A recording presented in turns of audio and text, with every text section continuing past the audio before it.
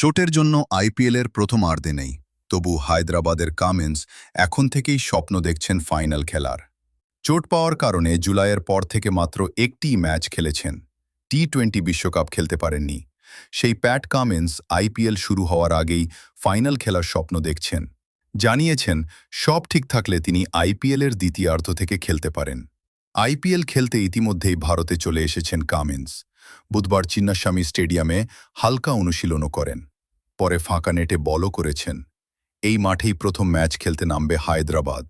একটি পডকাস্টে কামিন্স বলেছেন, পিঠের চোট এখনও সারাচ্ছি। এখন পরিস্থিতি আগের চেয়ে ভালো। নেটে বলও করেছি।